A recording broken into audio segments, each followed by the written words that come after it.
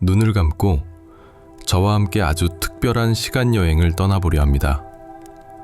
오늘 우리가 여행할 꿈의 목적지는 지금으로부터 약 4,000년 전 이집트 중왕국 제12왕조의 어느 평화로운 날입니다. 파라오의 권력이 안정되고 나일강을 통한 교역이 그 어느 때보다 활발했던 시절입니다.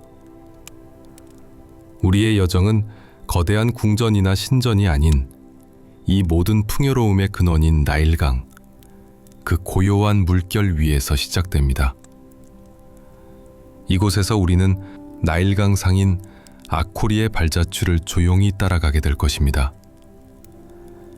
이 이야기는 거대한 불을 쌓거나 역사를 바꾼 상인의 기록이 아닙니다. 이것은 그저 강의 흐름에 순응하며 돛을 올리는 끈기의 리듬, 남쪽 누비아 땅에서 온 유향의 쌉쌀한 냄새, 그리고 북쪽 도시 테베의 시장에서 만난 수많은 삶의 조용한 웅성거림에 대한 잊힌 역사의 한 조각입니다. 자, 이제 편안히 누워 당신의 무거운 하루를 내려놓으세요. 당신의 의식은 이제 부드러운 시간의 강물이 되어 4,000년 전 이집트, 푸른 연꽃이라 불리는 작은 배 위로, 한 과묵한 상인의 잔잔한 하루 속으로, 그리고 당신의 가장 깊은 꿈 속으로 천천히, 아주 천천히 흘러들어갈 것입니다. 아직 동이 트기 전 세상은 깊고 푸른 정적에 잠겨 있습니다. 밤의 마지막 시간이자 새벽의 첫 시간이기도 한 그 경계의 순간, 아코리는 선실의 좁은 창을 통해 밤하늘을 조용히 바라보았습니다.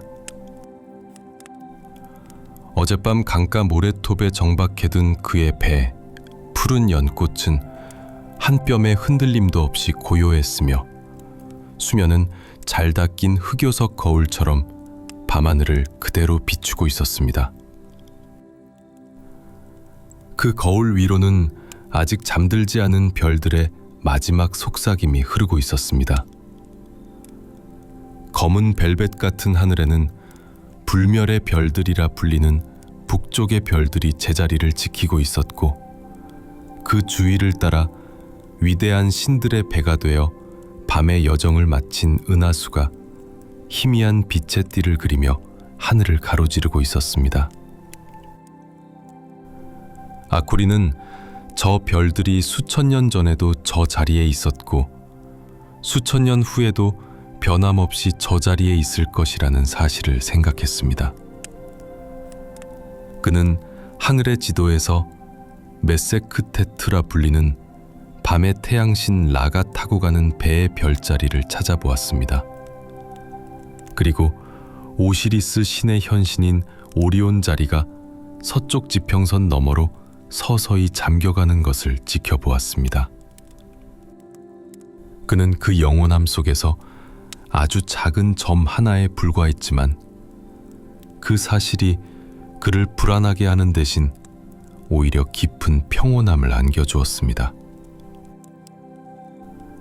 그는 그 풍경을 눈에 담으며 지난밤 꾸었던 꿈의 잔상을 조용히 더듬었습니다. 꿈속에서 그는 어린 시절 아버지의 손을 잡고 처음으로 이 배에 올랐던 날을 다시 겪었으며, 햇볕에 잘 마른 시카모어 나무 가판의 따스한 감촉과 거친 그의 손을 감싸던 아버지의 더 거친 손바닥, 그리고 이 배가 이제 너의 집이다, 강이 너의 길이고 바람이 너의 스승이다 라고 말하던 낮은 목소리가 아주 생생하게 느껴졌습니다. 그의 주위는 온통 그가 실어 나르는 물건들의 낯설고도 익숙한 냄새로 가득했습니다.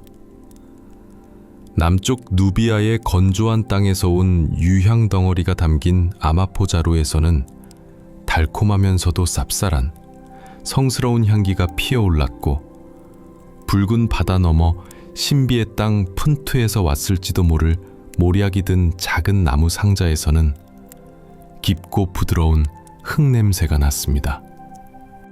그리고 배의 가장 깊숙한 곳, 무게중심을 잡기 위해 실어둔 시나이 반도의 푸른 광산에서 채굴된 구리 주개들은 차갑고 서늘한 금속향을 조용히 풍기고 있었습니다. 또한 태베의 장인들이 짜낸 눈처럼 하얗고 고운 아마포 두루마리들도 있었습니다. 그것들은 아직 주인을 만나지 않은 채 나무 상자 안에서 부드러운 질감을 숨기고 있었습니다. 이 향기들과 질감들은 아코리에게는 단순한 상품이 아니라 그가 지나온 길과 만나온 사람들의 기억 그 자체였습니다. 그는 자리에서 일어나 맨발로 차가운 나무 가판을 밟았습니다. 새벽 이슬에 젖은 나무의 서늘함이 발바닥을 통해 온몸으로 전해졌습니다.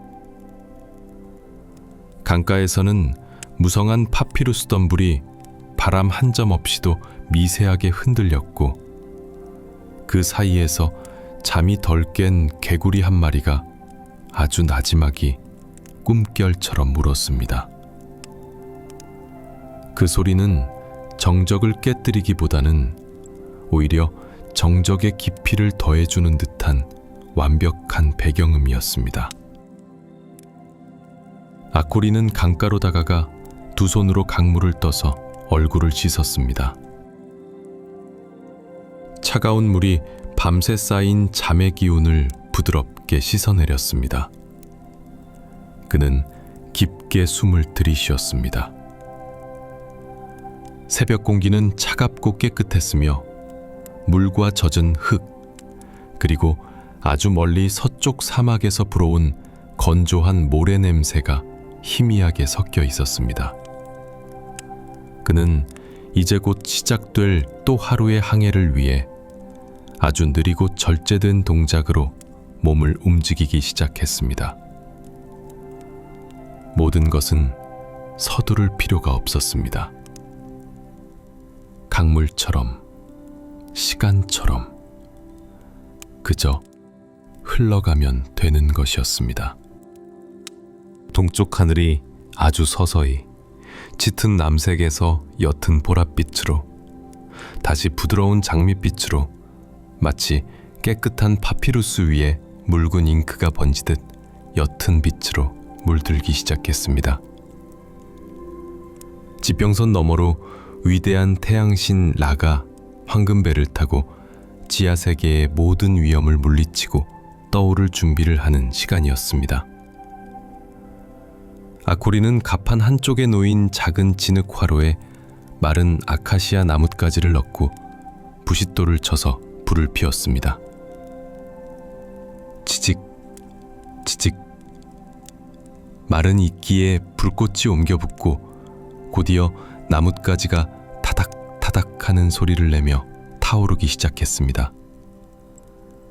그 소리는 아침의 정적 속에서 유난히 선명하게 들렸으며 붉은 불꽃은 아코리의 차분하고 무표정한 얼굴 위로 부드러운 그림자를 드리웠습니다. 그는 작은 토기에 지난 마을에서 사들인 보리를 갈아 만든 고운 가루와 나일강 물을 붓고 불 위에 올려 나무 막대로 천천히, 아주 천천히 저었습니다. 보리가루가 물에 풀리면서 점점 걸쭉해지고 고소한 냄새가 피어오르는 것을 느끼며 그는 아무런 생각도 하지 않았습니다. 그저 젓는 행위에만 집중할 뿐이었습니다. 따뜻한 죽이 몽글몽글 끓어오르는 동안 그는 어젯밤 남은 말린 무화과 몇 알과 꿀에 절인 듯 윤기가 흐르는 검붉은 대추 야자를 곁들여 소박한 아침 식사를 준비했습니다. 이것은 수십 년간 거의 변하지 않은 그만의 조용한 의식이었습니다. 태양에 대한 감사이자 새로운 하루의 시작을 알리는 경건한 행위였습니다. 그는 죽 한 숟갈을 강에 흘려보내며 강의 신 하피에게도 감사를 표하는 것을 잊지 않았습니다. 식사를 마친 아코리는 그릇을 강물에 깨끗이 씻어 정리하고 배를 강가에 묶어두었던 닷줄을 풀었습니다. 물소의 가죽으로 꼬아 만든 굵고 거친 질감의 밧줄이 그의 손바닥을 스치는 감각은 너무나 익숙하여 마치 자신의 일부처럼 느껴졌습니다. 그는 배의 중앙에 단단히 세워진 레바논의 숲에서 온 귀한 백향목으로 만든 단 하나의 돛대를 향해 움직였습니다. 돛은 여러 겹의 파피루스 줄기를 촘촘히 엮어 만든 것으로 밤새 내린 이슬에 축축하게 젖어 무게를 더하고 있었습니다. 그가 돛을 올리는 밧줄을 당기자 기름칠이 잘 된 나무 도르래가 기분 좋은 삐걱임과 함께 움직이기 시작했습니다. 천천히, 아주 천천히 거대한 사각돛이 펼쳐지며 아직은 미약한 새벽의 바람을 가득 머금었습니다. 배가 아주 부드럽게 거의 느껴지지 않을 만큼 미끄러지듯 강 중앙으로 나아가기 시작하자 아코리는 배의 뒤편에 놓인 거대한 조타용 노를 잡았습니다. 그의 양손이 오랜 세월 동안 잡아서 매끄럽게 다른 나무 손잡이를 감싸쥐자 그의 손길에 따라 푸른 연꽃은 마치 그의 의지를 읽기라도 한 듯 정확히 북쪽 하류를 향해 물길을 갈랐습니다. 강의 신 하피가 오늘 하루도 그의 여정을 축복해 주기를 그는 마음속으로 조용히 기원했습니다. 그의 입술은 움직이지 않았지만 그의 마음은 강과 하늘과 땅의 모든 신들에게 가 있었습니다. 그는 물의 색깔과 표면의 미세한 주름을 보며 물의 깊이와 물살의 방향을 읽었고 멀리 사막에서 불어오는 바람에 섞인 모래의 양으로 날씨를 짐작했습니다. 이 모든 것은 책에는 없는 그의 몸이 기억하는 지식이었습니다. 해가 중천에 떠오르자 나일강은 비로소 온전한 생기를 띠기 시작했습니다.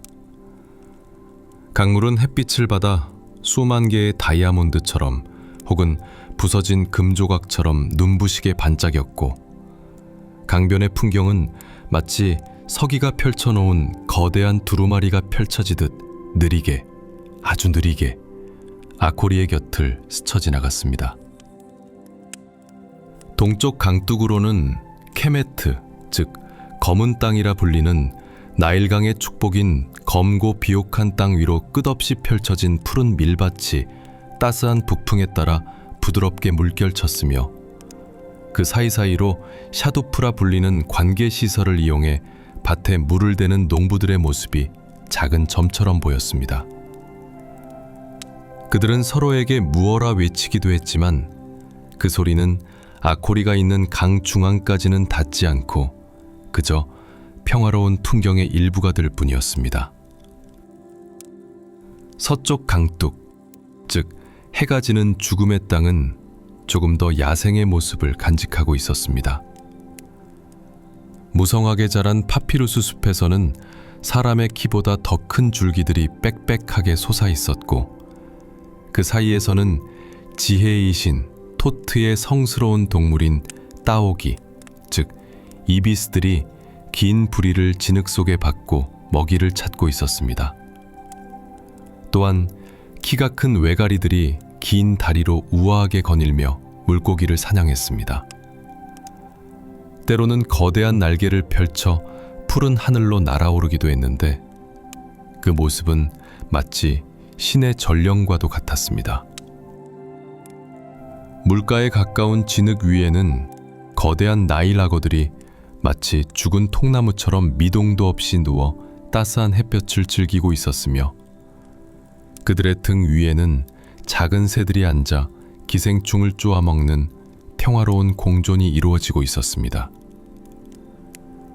물속에서는 하마 가족이 거대한 몸을 둥실거리며 연신 하품을 하기도 했습니다. 아코리는 이 모든 것을 그저 묵묵히 바라보았습니다. 그는 이 풍경의 주인이 아니라 그저 잠시 머물다 가는 손님일 뿐이라는 사실을 잘 알고 있었기에 어떤 것도 방해하지 않고 그저 조용히 지나쳐갈 뿐이었습니다. 때때로 강 위에서는 다른 배들과 마주치기도 했습니다. 파라오의 관리가 탄 듯한 화려한 색으로 칠해지고 여러 명의 노자비가 힘차게 노를 젓는 배가 빠른 속도로 남쪽 상류를 향해 지나가기도 했고, 말린 생선과 푸른 채소를 산더미처럼 가득 실은 작은 어선들이 그물을 던지는 모습도 보였습니다. 그들은 서로를 향해 짧게 손을 흔들거나 고개를 끄덕여 인사를 나누었습니다.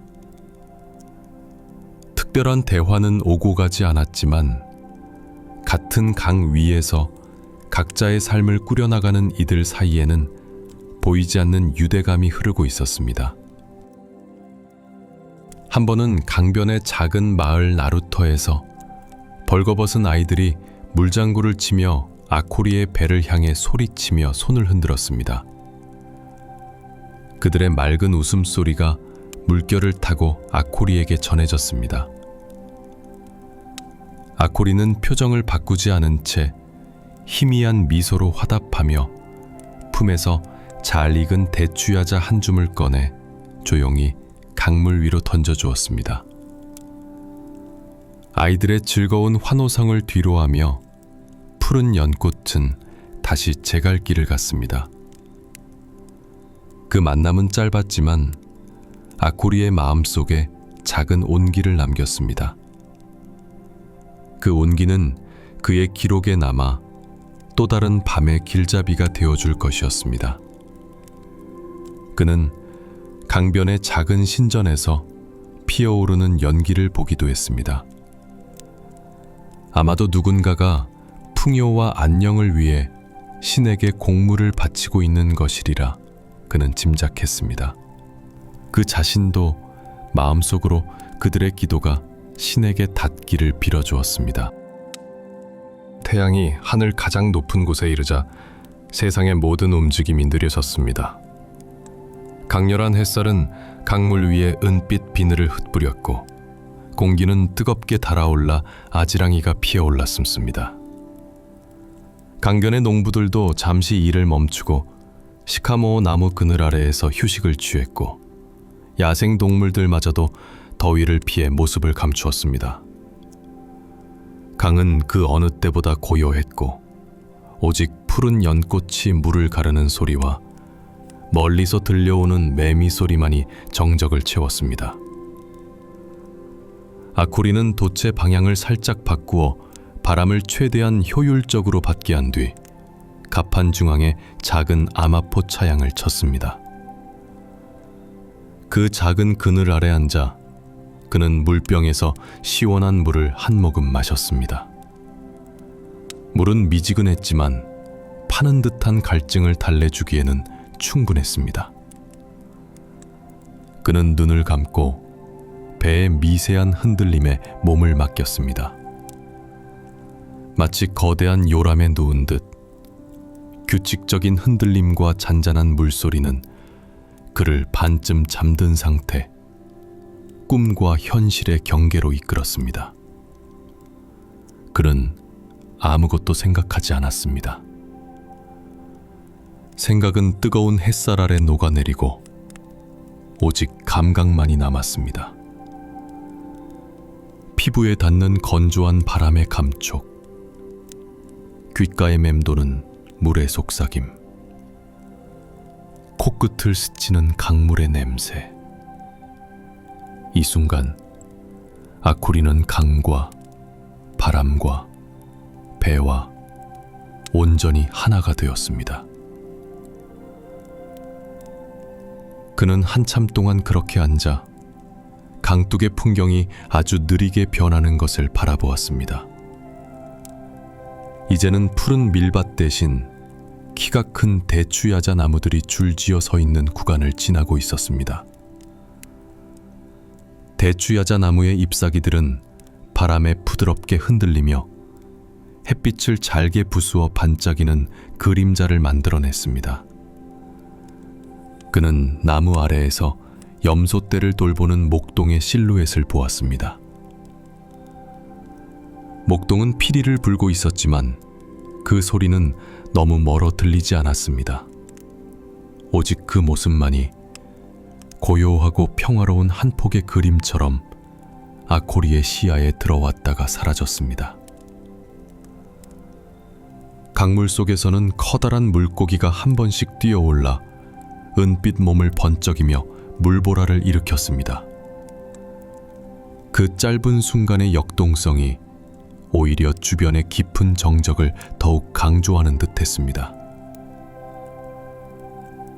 시간은 더 이상 분과 시로 나뉘지 않고 그저 빛과 그림자의 이동으로만 느껴졌습니다. 아코리는 자신의 삶이 이 강의 흐름과 같다고 생각했습니다. 때로는 빠르게, 때로는 느리게. 하지만 결국은 거대한 바다를 향해 멈춤없이 나아가는 여정. 그는 서두를 필요도, 아쉬워할 필요도 없음을 다시 한번 깨달았습니다. 그저 주어진 흐름 속에서 자신만의 기록을 남기면 되는 것이었습니다. 서쪽 하늘이 잘 익은 오렌지처럼 붉고 주황빛으로 물들기 시작하자 길었던 하루의 항해도 서서히 끝을 향해 가고 있었습니다. 태양은 사막 너머의 지평선으로 가라앉으며 온 세상을 마지막 불꽃으로 물들였습니다. 하늘은 주황색에서 시작하여 분홍색, 보라색, 그리고 마침내 깊은 남색으로 시시각각 변해갔습니다.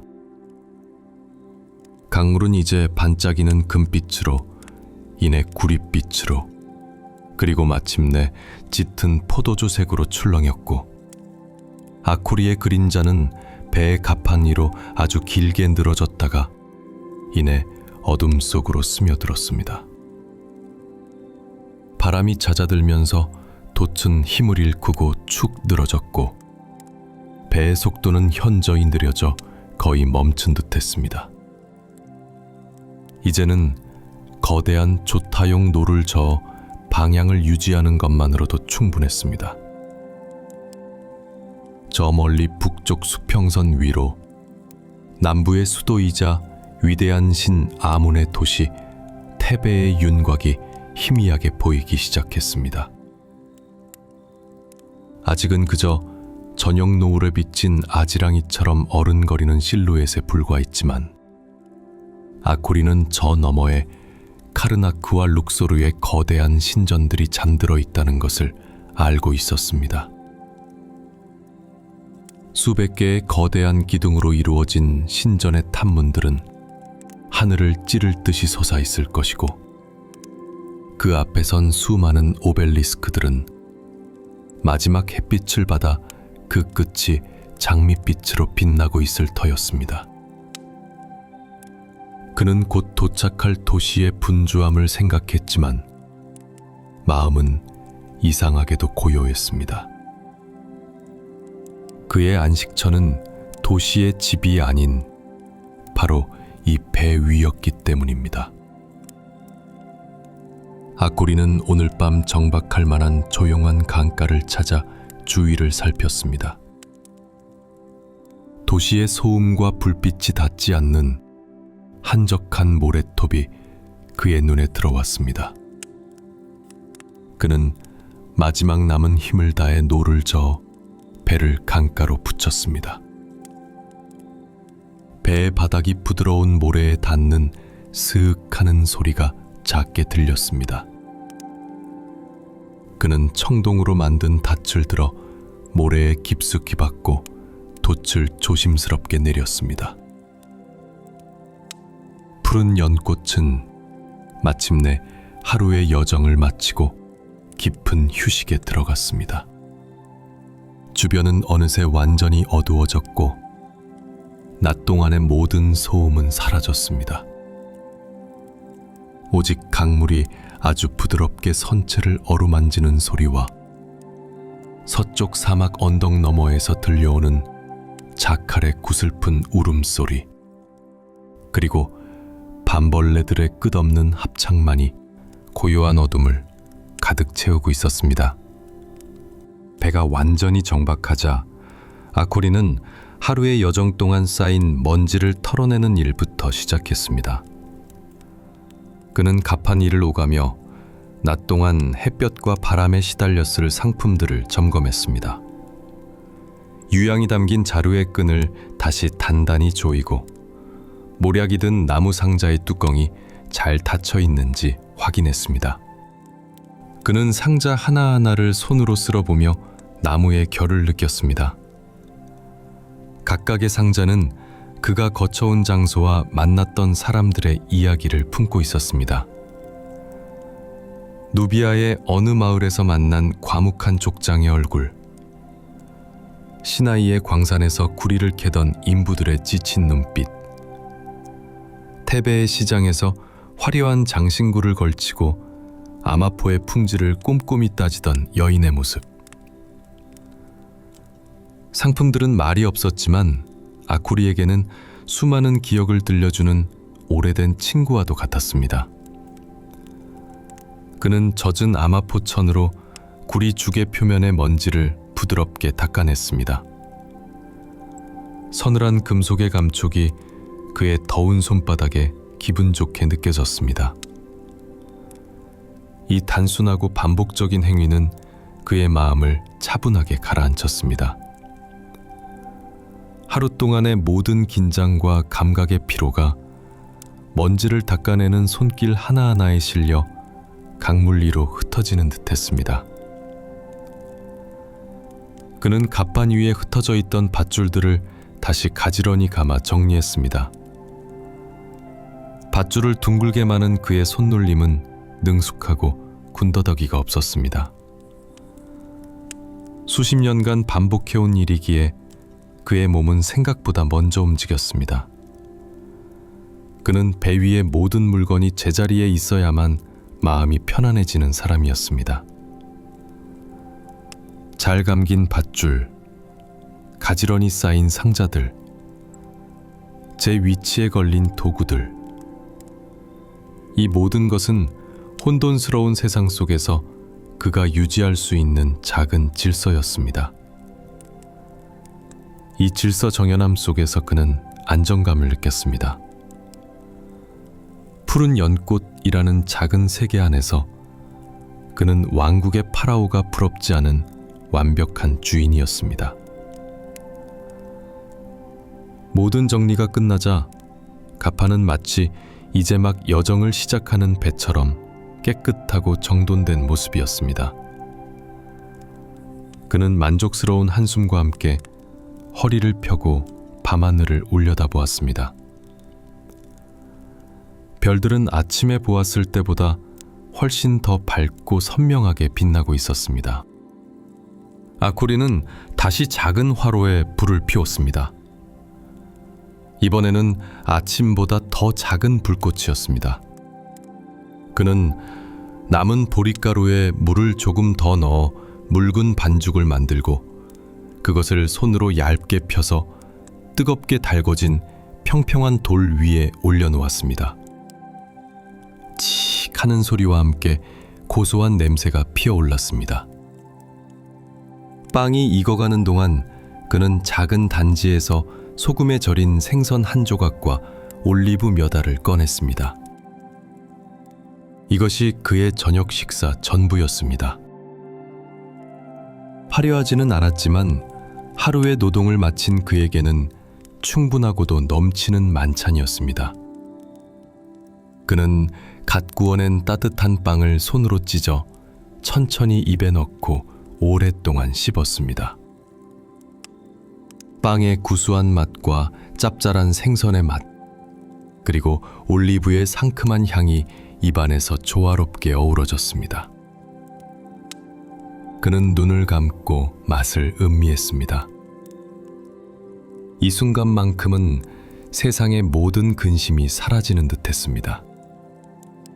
오직 타닥거리는 불꽃 소리와 멀리서 들려오는 밤벌레 소리, 그리고 입안 가득 퍼지는 음식의 맛만이 존재했습니다. 그는 식사를 하며 강을 바라보았습니다. 어둠에 잠긴 강은 더 이상 흐름을 보여주지 않았지만 그는 강이 여전히 살아 숨쉬고 있음을 느낄 수 있었습니다. 강물은 그의 배를 부드럽게 흔들었고 그 흔들림은 마치 강이 그에게 말을 거는 것 같았습니다. 오늘 하루도 무사했구나. 편히 쉬어라. 아코리는 대답 대신 빵의 마지막 조각을 강물에 던져주었습니다. 강이신 하피에게 바치는 감사의 표시였습니다. 그는 식사를 하면서도 서두르지 않았습니다. 음식을 먹는 행위 자체를 마치 하나의 의식처럼 경건하고 느리게 수행했습니다.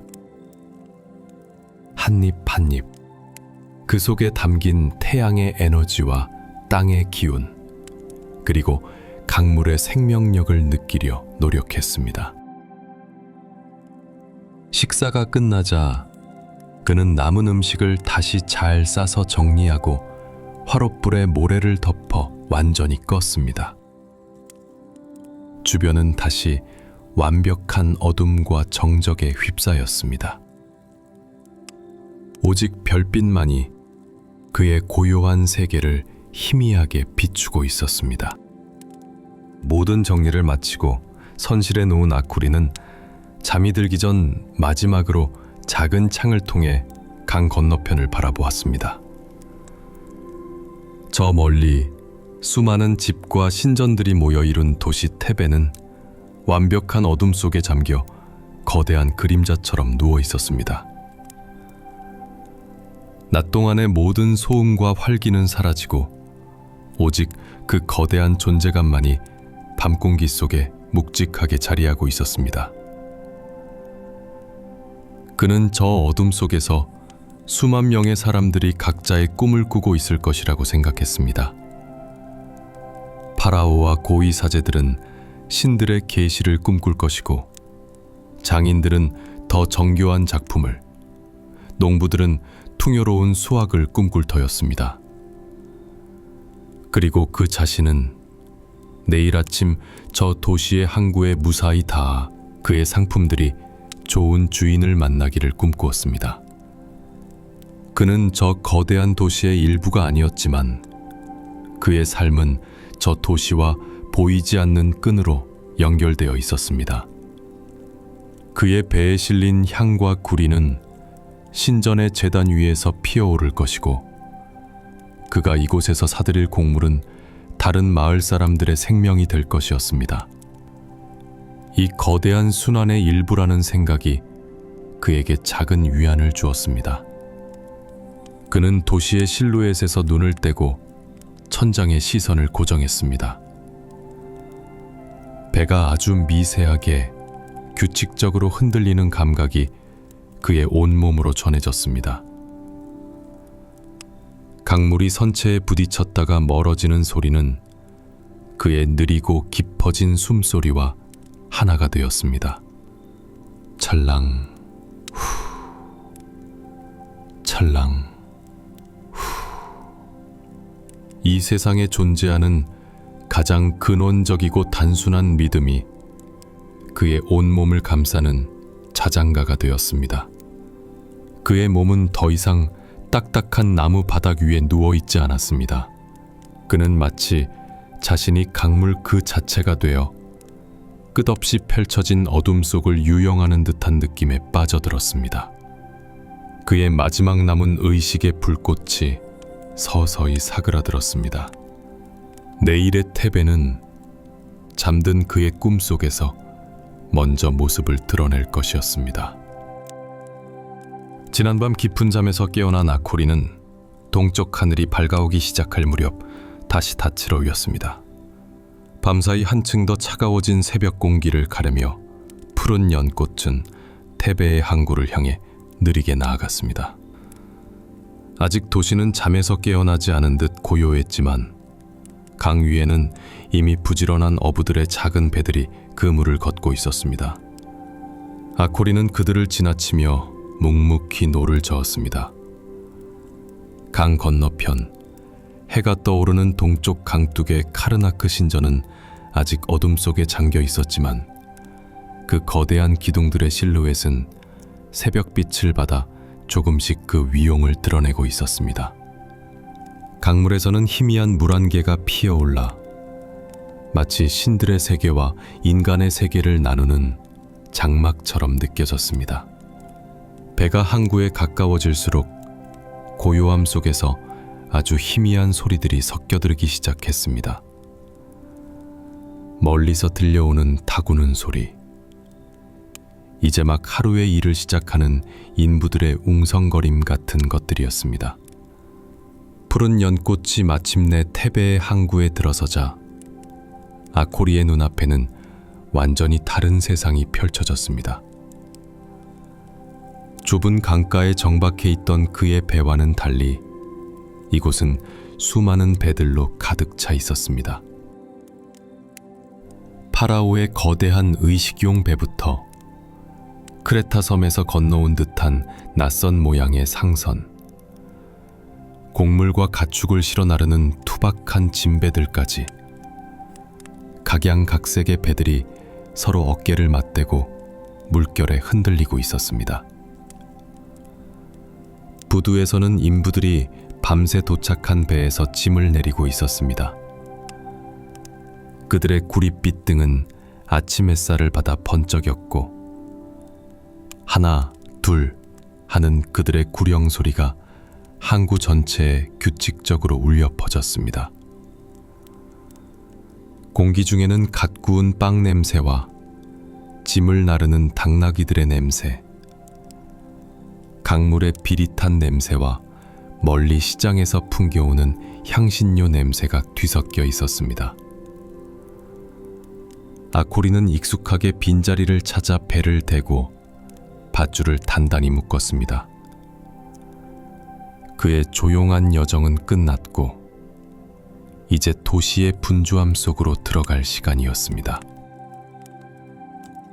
아코리는 서기의 도움을 받아 세금을 처리하고 항구와 이어진 시장의 한쪽에 자리를 잡았습니다. 그는 배에서 가져온 상품들을 조심스럽게 내려놓았습니다. 거친 아마포 자루를 열자 유향의 짙고 달콤한 향기가 주변으로 퍼져나갔습니다.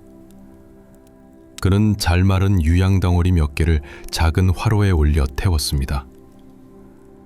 하얀 연기가 피어오르며 성스러운 향기를 흩뿌리자 지나가던 사람들의 발길이 하나둘 멈추기 시작했습니다.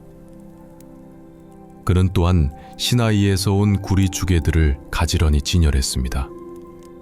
햇빛을 받은 구리는 붉은 빛이 감도는 황금색으로 빛났습니다. 그는 상품에 대해 길게 설명하지 않았습니다. 그저 묵묵히 자리를 지키며 물건의 가치를 알아보는 사람들을 기다릴 뿐이었습니다. 그의 과묵함과 상품의 좋은 품질은 오히려 손님들에게 신뢰를 주었습니다.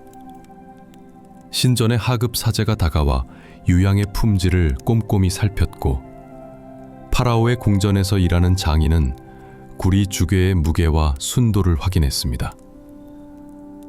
거래는 요란하지 않게 낮은 목소리로 이루어졌고 아코리는 구리 대신 은조각과 곡물 자루를 건네받았습니다. 주요한 거래를 마친 아코리는 잠시 자리를 비우고 시장을 둘러보기 시작했습니다. 태베의 시장은 그가 아는 그 어떤 곳보다 크고 활기가 넘쳤습니다. 그의 시선은 화려한 물건보다는 소박하고 일상적인 것들에 더 오래 머물렀습니다. 그는 토기장인이 물레를 돌려 흙덩이를 아름다운 항아리로 빚어내는 모습을 한참 동안 지켜보았습니다. 장인의 손은 마치 흙과 하나가 된 듯 부드럽게 움직였습니다. 다른 골목에서는 여인들이 모여 앉아 형형색색의 실로 아마포에 무늬를 수놓고 있었습니다. 그들의 손끝에서 피어나는 연꽃과 파피루스, 매의 문양은 놀랍도록 정교했습니다. 그는 또한 음식 골목을 지나갔습니다. 화덕에서 구워지는 빵 냄새, 지글거리는 생선기름 냄새, 마늘과 양파, 고수의 강렬한 향기가 그의 후각을 자극했습니다. 꿀을 바른 과자를 파는 상인, 시원한 맥주를 담아주는 주점, 그리고 멀리 리비아에서 온 상인이 펼쳐놓은 타조알과 깃털까지, 시장은 마치 이집트 땅의 모든 풍요로움이 모여드는 거대한 강과도 같았습니다. 아코리는 시장을 둘러보며 자신에게 필요한 물건들을 구했습니다. 그의 가장 큰 목적은 그의 기록을 위한 도구들을 사는 것이었습니다. 그는 파피루스를 전문적으로 파는 가게로 향했습니다. 가게 주인은 여러 등급의 파피루스를 펼쳐 보였습니다. 그는 가장 하얗고 매끄러운 최상급 파피루스 대신 약간의 흠이 있지만 질기고 튼튼한 중간 등급의 두루마리를 골랐습니다. 그것은 그의 거친 손과 오랜 항해에 더 적합했습니다. 다음으로 그는 잉크와 갈대펜을 파는 곳으로 갔습니다. 그는 신전의 서기들이 쓰는 값비싼 펜 대신 강가에서 막 잘 나온 듯 싱싱하고 탄력이 좋은 갈대 묶음을 샀습니다. 그는 갈대 하나를 들어 손으로 휘어보며 그것이 자신의 손에 잘 맞을지 가늠해 보았습니다. 그는 또한 검은색과 붉은색 고체 잉크를 작은 조각으로 샀습니다. 이 작은 도구들이 앞으로 그가 항해하며 마주할 수많은 날들을 담아낼 그릇이 될 것이었습니다. 시장에서 모든 볼일을 마친 아코리는 다시 항구의 배로 돌아왔습니다. 그는 새로 사들인 곡물자루와 물품들을 배의 균형에 맞게 잘 배치했습니다. 또한 다음 여정을 위해 커다란 토기 물병에 신선한 물을 가득 채웠습니다. 이제 푸른 연꽃은 남쪽에서 가져온 향과 금속 대신 북쪽의 풍요로움을 가득 싣고 새로운 항해를 준비하게 되었습니다. 그는 배의 구석구석을 다시 한번 점검했습니다. 돛은 튼튼한지, 밧줄은 낡은 곳이 없는지, 조타용 노는 잘 움직이는지. 이 작은 배는 그의 집이자 친구였고 그의 생명을 지켜주는 가장 소중한 존재였습니다. 모든 준비가 끝나자 해는 이미 서쪽으로 기울고 있었습니다. 도시의 분주함 속에서 보낸 하루는 강 위에서의 며칠보다도 더 길게 느껴졌습니다. 그는 이제 다시 그의 고요한 세계로 돌아갈 시간이 되었음을 직감했습니다. 아코리는 마지막으로 밧줄을 풀고 긴 장대로 부두를 밀어내며 푸른 연꽃을 강 중앙으로 이끌었습니다. 배가 분주한 항구를 서서히 벗어나자 도시의 모든 소음이 점차 멀어졌습니다. 인부들의 외침과 상인들의 흥정소리, 수많은 배들이 삐걱이는 소리들이 하나의 거대한 웅성거림으로 합쳐졌다가 이내 강의 부드러운 물소리 아래로 잠겨들었습니다. 그의 등 뒤로 서쪽 하늘을 붉게 물들이는 노을이 펼쳐졌습니다.